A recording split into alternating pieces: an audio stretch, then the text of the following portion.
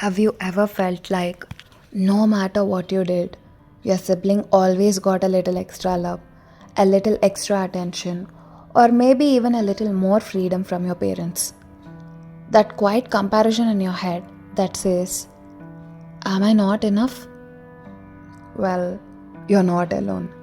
This is something many families silently go through but rarely talk about.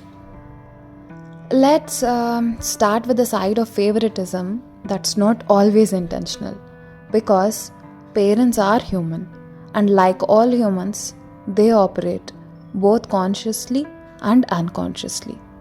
Sometimes it's not about loving one child more than the other, it's about circumstances. For example, one child may be more outspoken and expressive, while the other is quieter and keeps things inside. So, naturally, parents may spend more time with the quieter child because they feel that child needs them more. Or the opposite happens. Parents may connect more with the outspoken child because they feel understood while the quiet child silently feels overlooked. These dynamics create the illusion of favoritism in the child's eyes. And once that seeds of comparison is planted, siblings start measuring love. He got praised for his grades. I didn't get noticed for my efforts. Or she got away with the mistake, but I got punished. Why? Well, what we often don't realize as children is that parents aren't sitting with a scoreboard of love. Many of their actions come from subconscious patterns shaped by their own upbringing, stress, and personalities. But here's the truth, even if it's subconscious, the impact on children is very real.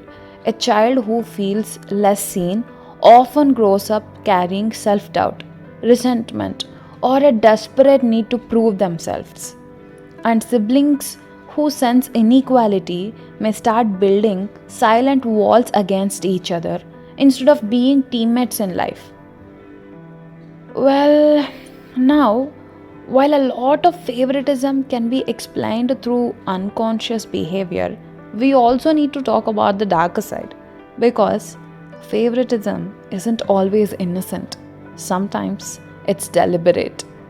There are families where one child is treated as the golden child and the other is constantly criticized, sidelined, or compared.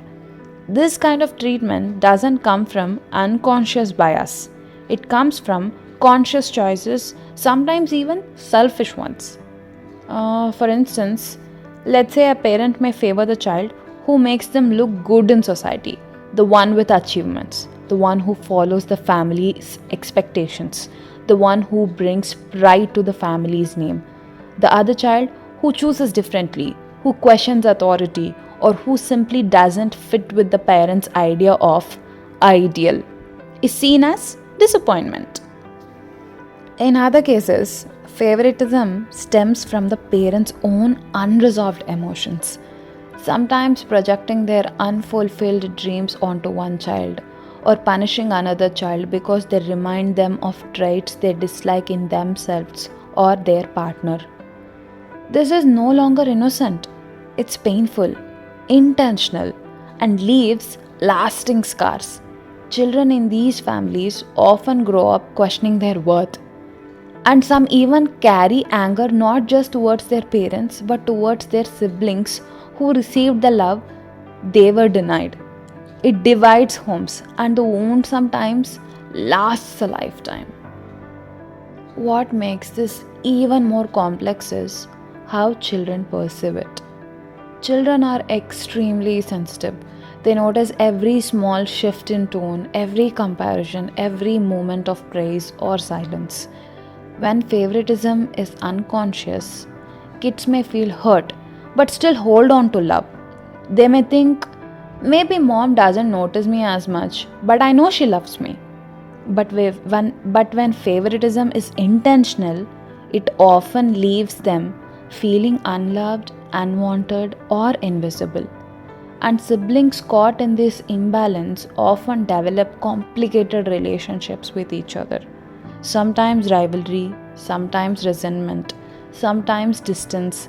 Instead of growing as allies, They grow apart because favoritism poisoned the foundation of equality at home. Well, this is where it helps to understand the difference between conscious and subconscious choices. A subconscious choice is when a parent doesn't even realize they are leaning toward one child. It's unintentional. For example, always defending the younger one because they seem fragile, or always asking the responsible elder one to take charge without realizing how heavy that feels. Well, a conscious choice, however, is when a parent knows they are giving more attention, more love, or more privileges to one child and still continues. That's no longer about human error, that's favoritism being chosen. So, what does this mean for us?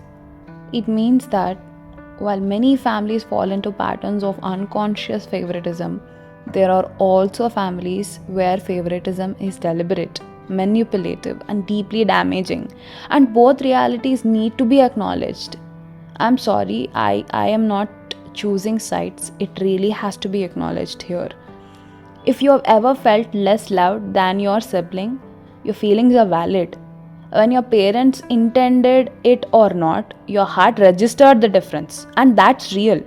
And if you have grown up in a home where favoritism was deliberate, please know it wasn't about your worth, it was about your parents' limitations, their biases, and sometimes their selfishness.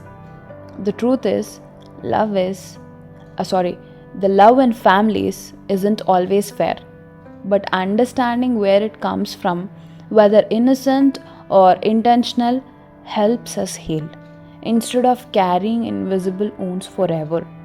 And maybe the bigger lesson for us as the next generation is, we can choose differently. We can learn to love without biases, to see each person for who they are, and to never repeat the patterns that once hurt us.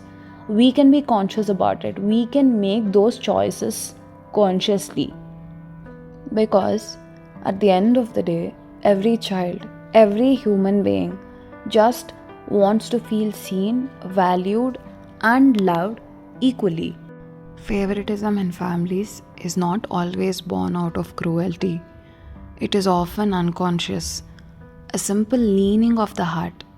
But sometimes it is deliberate, and the wounds it leaves behind are real.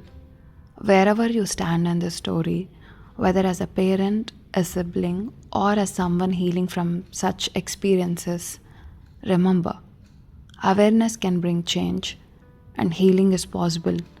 Family love is never meant to be measured, it is meant to be shared. Thank you so much for sitting and hearing me out. Yours, Heart Unmuted with Tea.